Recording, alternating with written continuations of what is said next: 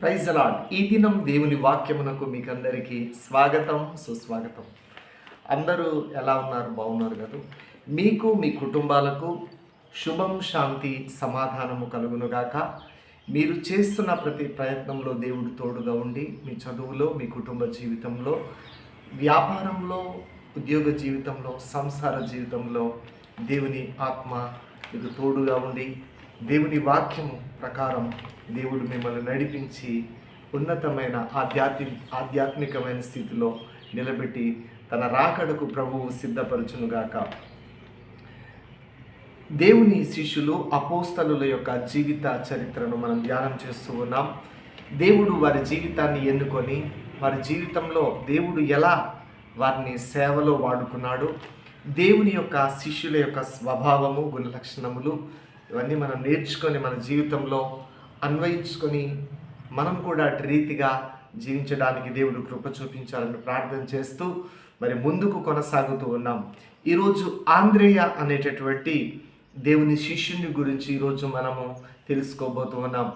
దేవుడు మరి నా ద్వారా మాట్లాడడానికి ఆయన యొక్క వాక్యము సిద్ధముగా ఉన్నారు. మీరు కూడా మీ మనస్సును, ఆత్మను దేవుని స్వరాన్ని వినడానికి, దేవుడు చెప్తున్న ఆధ్యాత్మికమైన సమాచారాన్ని, వార్తలను వినడానికి, వాక్యాన్ని వినడానికి, బలపడడానికి మీ హృదయాలను, మీ చెవులను దేవునికి సమర్పించుకోండి. ఆంద్రేయను గూర్చి దేవుడు ఈరోజు మనతో మాట్లాడుతూ ఉన్నాడు. ఆంద్రేయను గూర్చి ప్రాథమికంగా మనం తెలుసుకోవాలంటే ఆంద్రేయ మరి జీవిత చరిత్ర. ఆంద్రేయ గలిలయ ప్రాంతానికి చెందినవాడు. ఆంద్రేయ గలిలయ ప్రాంతంలో బేత్సయిదా అనేటటువంటి మరి గ్రామంకు చెందినవాడు. ఆంద్రేయ మరి సంబంధం బాంధవ్యాలను మనం తెలుసుకుంటే పేతురు యొక్క సహోదరుడుగా ఆంద్రేయ ఉన్నట్లుగా మనకు దేవుని వాక్యంలో అర్థమవుతుంది. నేర్చుకోవాలనే అటువంటి సంసిద్ధతను కలిగి ఉండేవాడు ఆంద్రేయ. రెండవది, దేవుని గూర్చి ఇతరులకు నేను పరిచయం చేయాలి అనేటటువంటి బలమైన, తీవ్రమైన కోరికను కలిగి ఉండేవాడు. మొదటిది, ఏదైనా నేర్చుకోవాలి అనేటటువంటి సంసిద్ధత, తపన కలిగి ఉండేవాడు. రెండు, యేసును గురించి ఇతరులకు నేను చెప్పాలి, పరిచయం చేయాలి అనేటటువంటి తీవ్రమైనటువంటి ఆకాంక్షను, కోరికను ఆంద్రేయ కలిగి ఉండేవాడు. ఆంద్రేయ తెర వెనుక పనిచేసేవాడు, అంటే నిరాడంబరుడు, సైలెంట్ వర్కర్ అన్నమాట. కొంతమంది చిన్న పని చేస్తే పెద్ద పెద్ద శబ్దాలు, పెద్ద హడావిడి చేస్తారు. కానీ ఆంద్రేయ అటువంటి వ్యక్తి కాదు. పెద్ద దేవుని సేవ చేశాడు, కానీ సైలెంట్గా వర్క్ చేస్తాడనమాట. తెర వెనుక ఉండి చేస్తాడు. కొంతమంది ఏం చేసినా అందరికీ తెలిసేటట్టు అట్టహాసంగా, ఆడంబరంగా చేస్తారు. కానీ ఆంద్రేయ పరిచర్య ఎలా ఉంటుందంటే సామాన్యంగా ఉంటుంది, సాధారణంగా ఉంటుంది.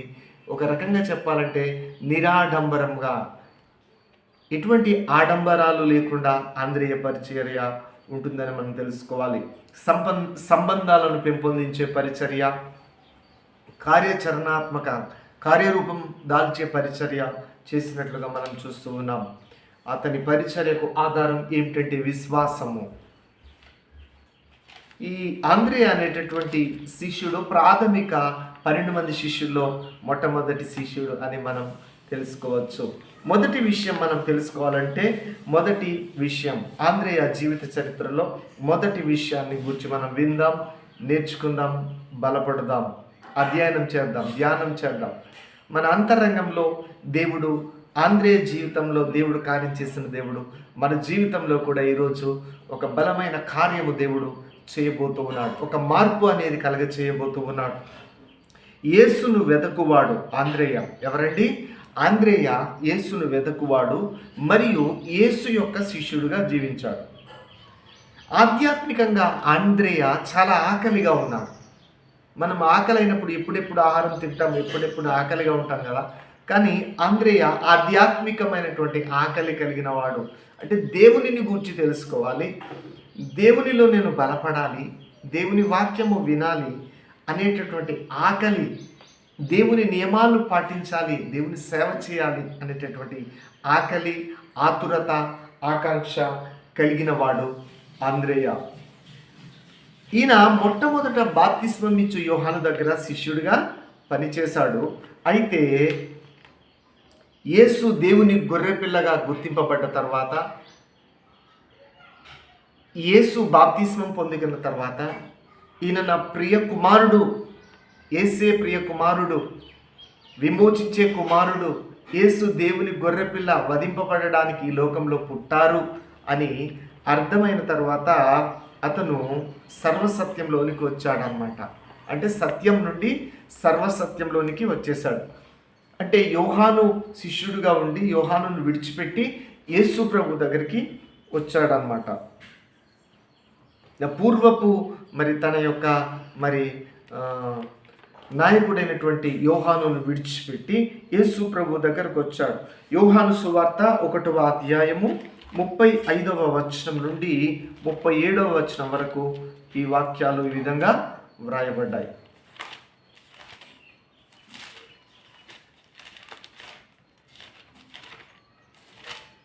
యోహాను సువార్త 1వ అధ్యాయము 35వ వచనము 37వ వచనము. అతడు చెప్పిన మాట ఇద్దరు శిష్యులు విని యేసును వెంబడించిరి.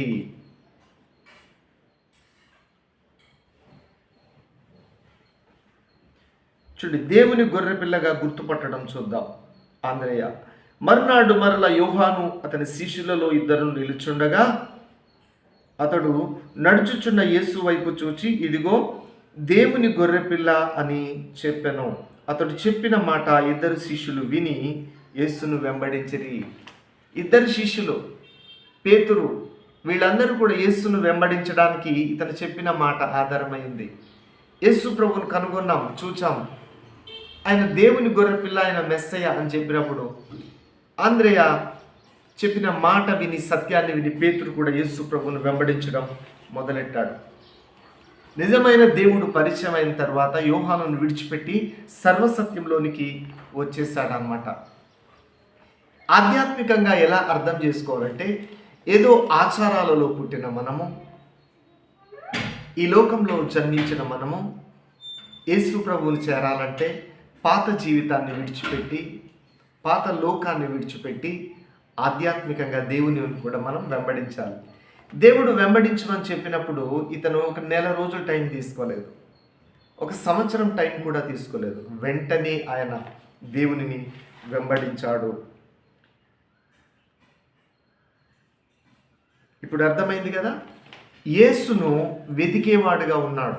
బాప్తిస్మం ఇచ్చు యోహాను శిష్యుడుగా ఇతను వర్క్ చేసిన, సత్యాన్ని తెలుసుకున్న తర్వాత యేసుని వెతికి యేసు ఇచ్చిన ఆహ్వానాన్ని పిలుపుని లోబడి యేసును వెతికేవాడిగా, వెంబడించేవాడిగా ఉన్నాడు. వెంటనే లోబడ్డాడు. చాలా సందర్భాల్లో నీ పద్ధతి మార్చుకో, నీ జీవితాన్ని మార్చుకో అని మనల్ని దేవుడు బోధిస్తూనే ఉన్నాడు. నువ్వు మార్పు పొంది నన్ను వెంబడించు అని దేవుడు ఇప్పటికీ కొన్ని వందల రకాల ప్రసంగాలు మనం వింటూ ఉన్నాం. దేవుణ్ణి నమ్ముకున్న తర్వాత మనం 10 సంవత్సరాలు, 20 సంవత్సరాలు, 50 సంవత్సరాలు గడిచిపోయింది. మనం యేసు ప్రభు యొద్దకు చేరుకున్నామా? ఆయన చెప్పినట్టు జీవిస్తున్నామా లేదా? లోబడ్డామా లేదా? ఎంతకాలంగా దేవుణ్ణి నమ్ముకుంటున్నాము అనేది ముఖ్యం కాదు. ఇక్కడ ఆంద్రేయ వెంటనే అనేటటువంటి మాట చాలా ప్రాముఖ్యమైనది. దేవుడు మాట్లాడిన వెంటనే మన జీవితాన్ని మనం మార్చుకోవాలి, మన పద్ధతులను మనం మార్చుకోవాలి, వెంటనే లోబడాలి. ఇంకా మనం ఎన్ని విషయాల్లో దేవుని చెప్పింది లోబడకుండా ఉంటున్నాం, ఎన్ని విషయాల్లో తల్లిదండ్రులు చెప్పిన మాట మనం వింటూ ఉన్నాం, ఎన్ని విషయాల్లో మన సంఘంలో ఉన్న దేవుని సేవకుడు బోధించిన మాటలను మనం లోబడుతూ ఉన్నాం. స్వపరీక్ష చేసుకోవాలని దేవుడు మనతో మాట్లాడుతూ ఉన్నాడు. రెండవ విషయం, ప్రజలను యేసు యొద్దకు నడిపించేవాడుగా, తీసుకొని వచ్చేవాడుగా ఆంద్రేయ ఉన్నాడు. ఆంద్రేయ పరిచర్య ఏంటంటే, ఆంద్రేయకి ఇచ్చిన డ్యూటీ ఏంటంటే ప్రజలను యేసు యొద్దకు నడిపించడం.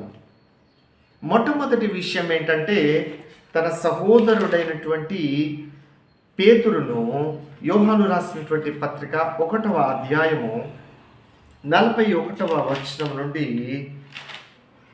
42వ వచనం వరకు మనం ధ్యానించినట్లయితే అక్కడ ఈ విధంగా వ్రాయబడి ఉంది.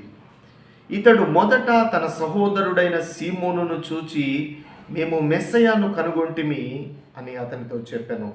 యేసు నొద్దకు అతని తోడుకొని వచ్చెను. తోడుకొని రావాలి. అంతేకాకుండా మనం చూసినట్లయితే యోహాను సువార్త 12వ అధ్యాయం 20వ వచనం నుండి 22వ వచనం వరకు ఈ విధంగా వ్రాయబడి ఉంది. ఆ పండుగలో ఆరాధించవచ్చిన వారిలో కొందరు గ్రీసు దేశస్థులు ఉండిరి. వారు గలిలయలోని బెత్సయిద వాడైన ఫిలిప్పునొద్దకు వచ్చి, అయ్యా, మేము యేసును చూడగోరుచున్నామని అతనితో చెప్పగా, ఫిలిప్పు వచ్చి ఆంద్రేయతో చెప్పాను. ఆంద్రేయ ఫిలిప్పును వచ్చి యేసుతో చెప్పిరి. ఇక్కడ మనం అర్థం చేసుకోవాల్సింది ఏంటంటే, ప్రజలను యేసు యొద్దకు నడిపించేవాడిగా ఆంద్రేయ ఉన్నారు.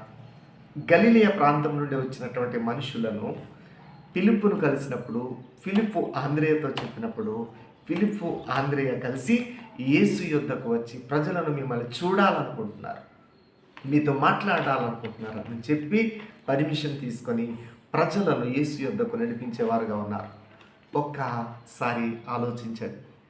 దేవుని భక్తులారా, దేవుని బిడ్డలారా, ఆంద్రేయ తన సహోదరుడైన పేతురుని దేవుని యొద్దకు నడిపించాడు. ఆంద్రేయ గలిలయ ప్రాంత ప్రజలను యేసు యొద్దకు నడిపించాడు. మీరు ఎంతమందిని దేవునిలోనికి నడిపించారు? ఒక ప్రశ్న వేసుకోండి. మీరు ఎంతమందిని దేవుని రాజ్యంలోనికి నడిపించారు? ఒకవేళ నడిపించకపోతే ఇక మీదటనైనా మీరు కొంతమందినైనా అగ్నిలో నుండి దేవుని జీవములోనికి నడిపించాలని దేవుడు నా పక్షమున మీకు విన్నపము చేస్తూ ఉన్నారు. 3వ విషయాన్ని మనం ధ్యానించినట్లయితే, విశ్వాసము కార్యాచరణ శక్తి గల వ్యక్తి ఆంద్రేయ. విశ్వాసం కలిగిన వ్యక్తి. విశ్వాసం మాత్రమే కాదు, విశ్వాసము ద్వారా కార్యరూపం దాల్చడానికి ఆయన విశ్వాసం ద్వారా ముందుకు నడిచే వ్యక్తి. 3వ విషయం, అధిగమించలేని సమస్యలను ఎదుర్కొన్నప్పుడు, వనరులు చాలా తక్కువగా ఉన్నప్పుడు, అలా వనరులు చాలా తక్కువగా ఉన్నట్లు అనిపించినప్పటికీ సహాయము చేయగల యేసు మీద పరిపూర్ణమైన విశ్వాసము యేసు యొక్క శక్తి మీద విశ్వాసం ఉంచినటువంటి ఒక చురుకైనటువంటి విశ్వాసమును ఆంద్రేయ ప్రదర్శించాడు, కలిగి ఉన్నాడు. అది కొండ మీద ప్రసంగం. 3 రోజులు వారు ఆకలితో ఉన్నారు, బోధలో ఉన్నారు. 3 రోజులు వారు యేసు ప్రభు దగ్గర ఉన్నారు. మార్గంలో మూర్ఛపోతారేమో అని దేవుడు ఆహారం పెట్టాలనుకున్నాడు. కానీ ఆ టైంలో ఆంద్రేయ వివేచన కలిగిన వాడు, ప్రతిస్పందించేవాడు. ఆంద్రేయ చూడండి, అన్ని వేల మంది ప్రజల్లో ఎవరో ఒక చిన్న పిల్లవాడి దగ్గర 5 రొట్టెలు 2 చేపలు ఉన్నాయనే సమాచారాన్ని విన్నాడు. గ్రహణ శక్తి కలిగిన వాడు. చాలా సందర్భాల్లో మనం మాట్లాడడానికి గలిబిలైపోతూ ఉంటాం. అధిగమించలేని సమస్య, తక్కువ వనరులు ఉన్నప్పుడు కూడా మనం కృంగిపోతూ ఉంటాం. తక్కువ ధనం ఉన్నప్పుడు, అధిగమించలేని సమస్యలు ఉన్నప్పుడు కృంగిపోతూ ఉంటాం. కానీ ఆంద్రేయ యేసు మీద విశ్వాసం ఉంచాడు. ప్రజల యొద్దకు వెళ్ళాడు, అందరినీ పలకరించాడు. 5 రొట్టెలు 2 చేపలు చిన్న బాలుడి దగ్గర ఉన్నాయనే సమాచారాన్ని విన్నాడు, తెలుసుకున్నాడు. ఏం చేద్దామనేది చర్చించాడు. మనం కూడా ఒక ప్రయత్నం చేస్తూ ఉంటే, చర్చిస్తూ ఉంటే ఏదో ఒక సమస్యకు పరిష్కారం అనేది గ్రహణ శక్తి కలిగిన వాడు, వినేవాడు, ఇతరులు చెప్పింది సమాచారం, ఆ కొద్ది దాన్నే దేవుడి దగ్గరికి విశ్వాసంతో తీసుకొచ్చాడు. ఎలా తీసుకొచ్చాడు? విశ్వాసంతో. యేసు ప్రభువు సూపర్ న్యాచురల్ పవర్, అలా చేయగలడని విశ్వాసం ఉంచాడు. యేసు ప్రభు 2 చేతులు పెట్టి ఆశీర్వదించి అన్ని వేల మందికి, 5,000 మందికి ఆహారం పెట్టగా ఇంకా 12 గంపలు నిండి ఉన్నాయి. ఇందులో ఆంద్రేయ పరిచర్య ఆశ్చర్యకరమైనది. ఈ అంత్య దినాల్లో మనకు కూడా ఇటువంటి విశ్వాసం ఉండాలి. అధిగమించలేని సమస్యలు, చాలా కష్టాలు ఉన్నాయేమో, ఆంద్రేయ లాంటి విశ్వాసం, కొద్ది జీవితమేమో, కొద్దిగా ఆర్థికంగా ఉన్నాయేమో, తినడానికి డబ్బులు లేవేమో, రెంట్ కట్టడానికి డబ్బులు లేవేమో, వాహనం కొనుక్కోవడానికి, వస్త్రాలు కొనుక్కోవడానికి డబ్బులు లేవేమో, పిల్లలను చదివించడానికి డబ్బులు లేవేమో. యేసు మీద ఆధారపడి పరిపూర్ణమైన విశ్వాసం ఉంచినప్పుడు నీకు అవసరమైనది ఏదో దేవుడు తప్పకుండా అనుగ్రహిస్తాడు అనే ఆంద్రేయాల మనం విశ్వాసంతో ముందుకు వెళ్ళాలి, కానీ నిరాశపడకూడదు. మార్కు సువార్త, యోహాను సువార్త 6వ అధ్యాయం 8వ వచనం 9వ వచనంలో 5 రొట్టెలు 2 చిన్న చేపలను ఈ ఆంద్రేయ తీసుకొని వచ్చి యేసు ప్రభువుకి ఇచ్చాడు. ఆంద్రేయ ఎవరంటే వివేచన కలిగిన వాడు, లేనప్పుడు గలిబిలయ్యే ఆత్మస్వభావం కాదు. ఆంద్రేయ నిదానమే ప్రధానం అన్నట్లుగా జీవించేవాడు. 4వ విషయం, వినయశీలమైన సేవకుడు. చాలామంది సేవ చేస్తూ ఉంటారు, అధికారుల కింద కొంతమంది అసిస్టెంట్గా పనిచేస్తూ ఉంటారు, కొన్ని ఇళ్లలో దాసులుగా పనిచేస్తూ ఉంటారు, మీకన్నా కొంతమంది మనుషులుగా మిమ్మల్ని పెట్టుకుంటారు వర్క్ చేయడానికి. కానీ పైకి యజమానుడికి లోబడినట్లుగా ఉన్నట్టు నటిస్తారు, కానీ కొందరు బయటకు వచ్చిన తర్వాత యజమానుడిని తిట్టుకుంటారు. కానీ ఆంద్రేయ అటువంటి వ్యక్తి కాదు. తన యజమానుడైన, తన నాయకుడైన, తన సేవకుడైన యేసుకు మనస వాచ కర్మ లోబడి త్రికరణ శుద్ధితో ఆయన వర్క్ చేసినట్లుగా మనం చూస్తూ ఉన్నాం. ఆంద్రేయ స్వభావము చాలా మంచి స్వభావం. ఆంద్రేయ బుద్ధి చాలా మంచిది. ఆంద్రేయ 12 మంది శిష్యుల్లో మొట్టమొదట పిలువబడ్డవాడు. కానీ ఎక్కువ పేతురు, 3 శిష్యుల్లో ఆంద్రేయ ఒకడు. కానీ ఈ 3లో కూడా పేతురు యాక్టివ్గా ఉండేవాడు. పేతురుకి కొద్దిగా ప్రాముఖ్యత ఎక్కువ ఉండేది. 12 మంది శిష్యుల్లో వీరు 3, ఈ ఆంద్రేయ 3లో ప్రాముఖ్యమైన 3లో ఆంద్రేయ ఒకడు. ఈ 3లో కూడా పేతురు చాలా ప్రాముఖ్యత ఎక్కువ ఇచ్చేవారు. యేసు ప్రభు అందరికీ ప్రాముఖ్యత ఇచ్చేవారు, కానీ పేతురుకి ఎక్కువ ప్రాముఖ్యత ఇచ్చేవారు. అటువంటి సందర్భంలో తన సహోదరుని చూచి ఆ ప్రాముఖ్యత, ఆ ఇంపార్టెన్స్ దేవుడు ఇవ్వడం చూసి అసూయపడలేదు సహోదరుడి మీద. ఈరోజు మనం ఒకరు బాగుపడుతుంటే ఒకరు అసూయపడుతున్నాం. ఇంట్లో మన బంధువుల్లో ఒకరు బాగుపడుతుంటే మనం అసూయపడుతున్నాం. ఈగో కానీ అసూయ కానీ లేదు. అన్నతమ్ముల మధ్య అసూయ అనేది లేదు. ఈ రోజుల సేవకులు, ఒక సేవకుడు బాగా వాడబడుతుంటే ఇంకొక సేవకుడు అసూయపడుతూ ఉన్నాడు. ఒక సంఘంలో ఒక వ్యక్తి బాగా యాక్టివ్గా ఉంటే ఒక బిలీవర్, ఇంకొక బిలీవర్ అసూయపడుతున్నారు. కానీ ఆంద్రేయ అటువంటి అసూయపడే వ్యక్తి కాదు. సరికదా? అసూయపడటం అటుంచండి. పేతురు ఆర్డర్స్, పేతురుకు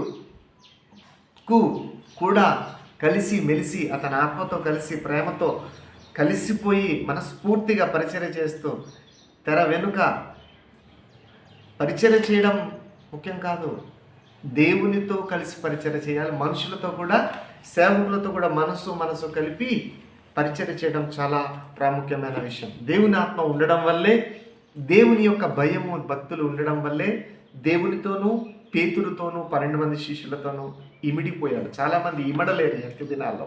ఒక చర్చిలో, ఒక కుటుంబంలో బిలీవర్స్ ఇమడలేరు. ఒక చర్చిలో ఉన్న విశ్వాసులు ఒకరు ఇమడలేరు. ఎందుకు ఇమడలేరంటే దైవ స్వభావం వారిలో లేనందున, సాతాను స్వభావం వారిలో ఉన్నందున. దేవుని ఆత్మ ఉన్నప్పుడు ఇమిడిపోతారు, ఒదిగిపోతారు. సరేనా? తెర వెనుక వర్క్ చేసేవాడు. పైకి పేతురు కనబడతాడు, కానీ తెర వెనుక ఆంద్రేయ పనిచేసేవాడు. చూడండి, ఒక మీటింగ్ పెట్టాలంటే మరి మంచి అద్భుతమైన ప్రసంగము చేస్తాడు సేవకుడు. అక్కడ ప్రసంగుడు కూడా ఉంటాడు, దేవుడు మాట్లాడతాడు. కానీ తెర వెనుక ఎంతమంది కష్టం ఉంటుంది. ఆ మీటింగ్ పెట్టాలంటే లైట్లు, స్టేజ్, భోజనాలు వండేవారు, ఎంతో పరిచర్య ఉంటుంది. మీటింగ్ పెట్టే కన్వీనర్ ఎంతో కష్టపడతాడు. అలా తెర వెనుక చాలా కష్టం, చాలా పరిచర్య, నిరాడంబరంగా. రెండోది ఏంటంటే మరి అట్లా భిన్నమైన వైఖరి. తను చేసే పరిచర్య కూడా తొందరగా, గజిబిజిగా, ఉద్రేకం. పేతురు, యాకోబుకు ప్రారంభంలో ఉద్రేకం ఉండింది, కానీ వారి పరిచర్య ప్రారంభించేటప్పటికి పెంతుకోస్తు పండుగ దినమున ఆత్మను పొందుకునే తర్వాత వారికి ఉద్రేకం లేదు. కానీ ఆంద్రేయకు యేసు ప్రభు యుద్ధకు వచ్చేటప్పటికీ వారికి ఉద్రేకం అనేది ఆంద్రేయకు అసలు లేదు. పేతురు, యాకోబుకు ప్రారంభంలో ఉద్రేకం కొద్దిగా ఉండింది, ఆ తర్వాత పోయింది, ఆవేశం ఉండింది. కానీ ఆంద్రేయకు ఉద్రేకం అనేది ప్రారంభం నుండి కూడా లేదు అని దేవుని వాక్యాన్ని, దేవుని గ్రంథాన్ని మనం చదివినప్పుడు మనకు అర్థమవుతుంది. నువ్వు పేతురు వలె ఉద్రేకం కలిగిన వ్యక్తివా, ఆంద్రేయ వలె నిదానము నిమ్మలమైన కలిగిన వ్యక్తివా? ఒకసారి మనల్ని మనం పరిశీలించుకోవాలని దేవుడు నీకు ఒక విన్నపం చేస్తూ ఉన్నాడు. మార్కు సువార్త 10వ అధ్యాయం 43వ వచనం మరి మనం చూసినట్లయితే, మరి ఆయన మార్కు సువార్త 10వ అధ్యాయము 43వ వచనం.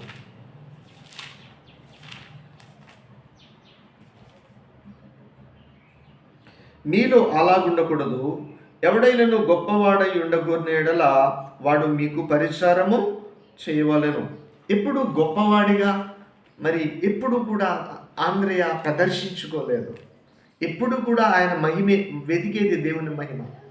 తన సొంతంగా నాకు పేరు రావాలి, నాకు క్రెడిట్ రావాలి, ఒక ఐడెంటిటీ ఉండాలి, ఎప్పుడు కూడా లేదు. తాను ఎప్పుడు అపొస్తలులందరూ నిరాడంబరమైన జీవితాన్ని జీవించాలి. ఎప్పుడు స్వకీయ మహిమను కానీ సొంత పేరు ప్రాఖ్యాతలు ఎప్పుడు కూడా వారు కోరుకోలేరు. వారు ఎప్పుడు దేవుని మహిమను వెతికేవారిగా, దేవునికి మహిమ రావాలి, దేవుని కార్యం జరగాలి అని వారు మేడగదిలో ప్రార్థించే అనుభవంలో వినయమైన సేవకుడు, చాలా వినయం కలిగిన వాడంటే అర్థం ఏంటంటే ప్రార్థన చేసేవాడు. అపోస్తుల కార్యము 1వ అధ్యాయము 13వ వచనం నుండి 14వ వచనం వరకు ప్రార్థన చేసే అనుభవంలో ఉన్నాడు. వినయమైనటువంటి సేవకుడుగా ఉన్నాడు. ఇప్పటికి 4 విషయాలు అయ్యాయి. ఆంద్రేయ నుండి మన జీవితంలో కూడా దేవుని పట్ల వినయము గల సేవకులుగా ఉండాలి. మన ఉద్యోగంలో మనం వినయంతో సేవ చేయాలి. మన పై అధికారికి లోబడి ఉండాలి. మన సంఘంలో మన పెద్దలకు మనం వినయం కలిగి జీవించాలి. మన తల్లిదండ్రులకు, మన భర్తకు మనం వినయము కలిగిన వారముగా ఉన్న భక్తియే దేవుడు అంగీకరిస్తారు. అటువంటి వారే నిలబడతారు. అహంకారంతో మరి ఉంటే ఎన్నడూ కూడా దేవుడు వాడుకోలేడు. అహంకారంతో నువ్వు జీవించినట్లయితే నీ విశ్వాసం నీ దేవుడు వాడుకోలేడు, నీ సాక్ష్యాన్ని వాడుకోలేడు. నువ్వు చర్చికి వెళ్ళొచ్చు, ప్రార్థన చేయొచ్చు, నీ జీవితం పరిమళించాలంటే వినయం అనేది ఉండాలి. ఇప్పటి వరకు 4 విషయాలు దేవుడు మనతో మాట్లాడాడు. 1, ఆంద్రేయ యేసును వెతికాడు. యోహాను దగ్గర నుండి సత్యాన్ని తెలుసుకొని యేసు దగ్గరికి వచ్చాడు, యేసును వెంబడించాడు, శిష్యుడిగా మారాడు, జీవితాన్ని మార్చుకున్నాడండి. చేపలు పట్టడం లాభమంతా విడిచిపెట్టి సేవలో ఏమొస్తుంది ఆ రోజుల్లో? ఏమీ రాదు. దేవుని దగ్గరకు వచ్చి శిష్యుడిగా మారిపోయాడు. ఇది మొదటి పాయింట్. 2, ప్రజలను యేసు యొద్దకు నడిపించేవాడిగా ఉన్నాడు. మనం కూడా ప్రజలను యేసు యొద్దకు నడిపించాలి. 3, అల్పమైన వనరులు ఉన్నప్పుడు, తక్కువ మరి స్థితిలో ఉన్నప్పుడు, ధనము లేనప్పుడు, క్లిష్టమైన పరిస్థితుల్లో, కొండల్లాంటి సమస్యలు ఉన్నప్పుడు, ప్రాణాపాయకర స్థితుల్లో ఉన్నప్పుడు విశ్వాసంతో మనం బ్రతకడం ఆంద్రేయలా నేర్చుకోవాలి.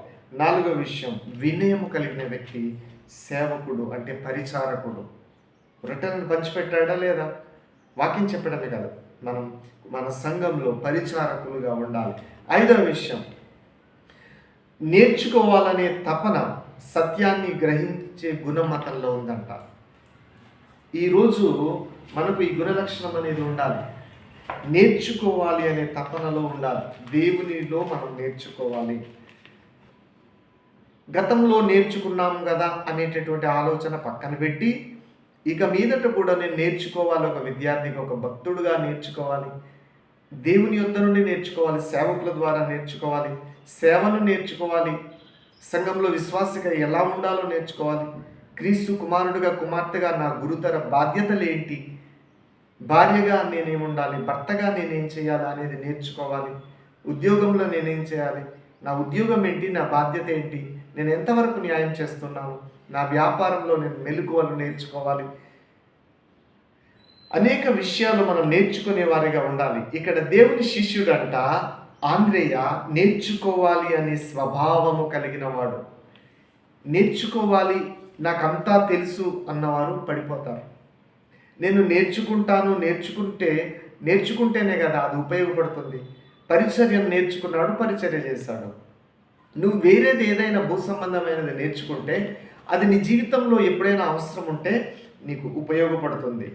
మరి అందరూ యేసు అధికారాన్ని గుర్తించి మనుషులను పట్టే జాలరిగా మరి దేవుడు అతన్ని మార్చివేశాడు. వాస్తవానికి అతను చేపలు పట్టాలి. అతను పరిశుద్ధాత్మ ద్వారా దేవుడు నేర్పించిన తర్వాత, బోధించిన తర్వాత, పెంతెకోస్తు దినమున పరిశుద్ధాత్మతో నింపబడిన తర్వాత అతను సత్యాన్ని గ్రహించాడు. ఈ అంత్య దినాల్లో అనేకులు సత్యమును గ్రహించే వాళ్ళగా అండ్రు వలె ఉండాలని దేవుడు కోరుతూ ఉన్నాడు. సత్యము మిమ్మల్ని స్వతంత్రులుగా చేస్తూ ఉంది. మత్తయి సువార్త 4వ అధ్యాయం 19వ వచనం నుండి 20వ వచనం వరకు యేసును గూర్చి, దైవభక్తిని గూర్చి నేర్చుకోవడానికి, దేవుని కుమారుడుగా జీవించడానికి, రక్షణ పొందడానికి వెంటనే యేసును వెంబడించాడు. నేర్చుకోవడానికి, యేసు యొద్దకు నేర్చుకోవడానికే కదా. స్కూల్కి ఎందుకు వెళ్తారు? నేర్చుకోవడానికి. టీచర్ దగ్గరికి ఎందుకు వెళ్తారు? నేర్చుకోవడానికి కదా. కాబట్టి నేర్చుకోవడానికి యేసు దగ్గరికి వచ్చాడు, నేర్చుకున్నాడు, శిష్యుడయ్యాడు. మన జీవితంలో కూడా ఇట్టి గుణ లక్షణాలు మనం కలిగి ఉందాం. ఒకటి, యేసును వెతికేవాడిగా ఆంద్రేయ ఉన్నాడు. 2, యేసును యొద్దకు ప్రజలను నడిపించేవాడిగా ఉన్నాడు. మనం కూడా యేసును వెతికేవారిగా, ఆయన శిష్యులుగా ఉండాలి, క్రైస్తవులుగా మాత్రమే కాదు. 2, యేసు యొద్దకు మనం ప్రజలను నడిపించేవారిగా ఉండాలి. 3, క్లిష్ట సమయాల్లో, తక్కువ ఇబ్బందికరమైన, తక్కువ వనరులు, డబ్బు ఉన్న పరిస్థితుల్లో, భూములు, ఇండ్లు లేని, ధనము, బలముకు మరి ఏమీ లేని పరిస్థితుల్లో కూడా విశ్వాసముందు బలహీనుడు కాక, క్రీస్తు యొద్ద నుండి మనకు అవసరమైనవి పొందుకునే వారంగా విశ్వాసంతో కృంగిపోకుండా అటువంటి వారిగా ఉండాలి విశ్వాసంతో, ఆంద్రేయ వలె. 4వ విషయం, వినయపూర్వకమైన సేవ చేశాడు. ఎక్కడ అహంకారం కానీ ఆధిపత్యం కానీ లేదు. నిరాడంబరంగా జీవించాడు. తెర వెనుక వర్క్ చేశాడు. ఈ రోజుల్లో మనం చిన్న పని చేస్తే అందరికి చెప్పుకుంటాం, దేవుడికి చిన్నది ఇస్తే అందరికీ చెప్పుకుంటాం. అంతేకాకుండా మన జీవితంలో కూడా మనం వినయపూర్వకమైన సేవ చేయాలి. వినయం కలిగిన భక్తులుగా ఉండాలి. వినయం కలిగిన క్రీస్తు సాక్షులుగా ఉండాలి. 5వది, నేర్చుకోవాలి అనేటటువంటి ఉద్దేశ్యము, నేర్చుకోవాలి అనేటువంటి ఆకాంక్ష కలిగిన వారమై దేవుని యొద్ద మనం నేర్చుకోవాలి. పరిచారం చేయడం, పాటలు పాడడం, సాక్ష్యం చెప్పడం. కొంతమందికి ప్రార్థన చేయడం రాదు. 1 నిమిషం ప్రేయర్, 2 నిమిషాలు ప్రేయర్ చేయమని చెప్తే గంట ప్రేయర్ చేస్తారు. 10 నిమిషాలు బోధించమని చెప్తే 2 గంటలు బోధిస్తారు. సత్యాన్ని గ్రహించేవారుగా మనం ఉండాలి. సత్యాన్ని వినడమే మాత్రం కాదు, సత్యాన్ని గ్రహించాలి, స్వతంత్రులుగా ఉండాలి. ఆంద్రేయ జీవితం ఇంతగా మార్చింది ఎవరంటే యేసు ప్రభు. పరిశుద్ధాత్మతో నింపబడడం ద్వారా యేసు ప్రభుతో సహవాసం చేసిన వారు శిష్యులుగా మారిపోతారు. యేసు ప్రభుతో సహవాసం చేసి ఆయనతో ప్రార్థనలు గడిపిన వారు ఆయన ఇచ్చిన రక్షణ పొందుకుని అభిషేకం పొందుకుంటారు. ఈ అంత్య దినాల్లో ఒక ఆంద్రేయగా నువ్వు ఎందుకు ఉండకూడదు? ఆయన ఆత్మతో నింపబడడం ద్వారా నీవు కూడా ఆ ఆంద్రేయలా ఎందుకు దేవుని కొరకు పని చేయకూడదు? ఈ అంత్య దినాల్లో నీవు కూడా దేవుని వాక్యము చేత వెలిగింపబడి ఒక ఆంద్రేయ వలె ప్రజల కొరకు నువ్వు ఎందుకు పరిచర్య చేయకూడదు? వాక్యం చెప్పకూడదు? ప్రజలను దేవుని యొద్దకు నడిపించకూడదు? అట్టి కృప దేవుడు మీకు దయచేయాలని, దేవుడు అట్టి రీతిలో మిమ్మల్ని, అట్టి ఆంద్రేయ వల్లే మిమ్మల్ని ఆశీర్వదించాలని, భూ సంబంధంగా కూడా దేవుడు మిమ్మల్ని ఆశీర్వదించాలని, దేవుడు మహిమ, ఘనత, ప్రభావం పొందుకోవాలని ఈ వాక్యంను యేసుక్రీస్తు నామములో ముగిస్తూ ఉన్నాం. దేవునికి మహిమ కలుగునుగా. పరిశుద్ధుడా, అంత్య దినాల్లో ఆంద్రేయ మీద పనిచేస్తున్న దేవుడి ఆత్మ, ఆ వాక్యము, ఈ వాక్యం విన్న ప్రతి ఒక్కరిలో ఆ నిదానం, ఆ నిరాడంబర జీవితం, ఆ సాక్ష్యం ఇచ్చే జీవితం. ఆంద్రేయ యేసు ప్రభువా మరి రష్యా దేశంలో, రొమేనియా దేశంలో, గ్రీస్ ప్రాంతంలో, స్కాట్లాండ్లో ప్రభువా కోట్ల మంది ప్రజలను రక్షించడానికి అతని బోధ ఉపయోగపడింది. ఈ అంత్య దినాల్లో ఆంద్రేయ మీదికి వచ్చిన అభిషేకం, యేసు ఆ పరిశుద్ధాత్మ శక్తి ఈ వాక్యం వింటున్న వారికి మీదికి బహుబలముగా దిగి వచ్చి, ఆ వాక్యము వర్షము వలె, దార వలె దిగి వచ్చి, ఆ వాక్కు శక్తి చేత నింపబడ్డ ఆంద్రేయ, సత్యముతో నింపబడ్డ, సత్యంతో కట్టబడ్డ ఆంద్రేయ క్రీస్తు గురించి పరిచర్య చేసినట్లు ఈ వాక్యం విన్న వాళ్ళు కూడా తమ జీవితాలను విశ్వాసంతో, సమర్పణతో, త్యాగంతో కట్టుకొని ఆంద్రేయ వలె పరిచర్య చేసేవారిగా స్థిరపరచుమని, నామకార్థ జీవితం నుండి విడుదలైమని ప్రార్థన చేస్తూ ఉన్నాం. పనికిరాని ఫలించని చెట్టు క్రైస్తవుడుగా ఉండకుండా ఆత్మలను ప్రభు యొద్దకు, కుటుంబాలను, నశించుచున్న వారిని ప్రభు యొద్దకు నడిపించడానికి సాక్ష్యం ఇచ్చేవారుగాను, వాక్యం ఇచ్చేవారుగాను తాపత్రయపడేవారు గాను, ప్రయాసపడేవారు గాను, క్రీస్తు కొరకు శ్రమ పడేవారు గాను, క్రీస్తును సంపాదించి దేవా అక్షయమైన ధనమును, ఆత్మలను సంపాదించేవారుగా సంఘమును సిద్ధపరచుమని, నమ్మకార్థ జీవితము నుండి విడుదల ఇచ్చి అంతటి అభిషేకంతో అంతటి కృపతో నింపుమని దేవా యేసుక్రీస్తు శిలువ మరణానికి కూడా భయపడకుండా తన ప్రాణాన్ని అతను అర్పించాడు ప్రభా. క్రీస్తు కొరకు చనిపోయాడు తండ్రి. ఇటువంటి భక్తులు మాకు మాదిరి. మేము క్రీస్తు కొరకు చనిపోవడం, మేము చిన్న శ్రమ వస్తే ప్రభా నిలబడలేకపోతున్నాం. కృప చూపించమని యేసు నామంలో ప్రతి అంధకార శక్తులను యేసుక్రీస్తు నామంలో పాత్రలు బంధిస్తున్నాము. అటువంటి బోధలో, అటువంటి నడిపింపులో ముందుకు నడిపించమని యేసుక్రీస్తు నామంలో ప్రార్థించున్నాం. Praise the lord. అందరికీ వందనాలు. దేవునికి మహిమ కలుగును గాక.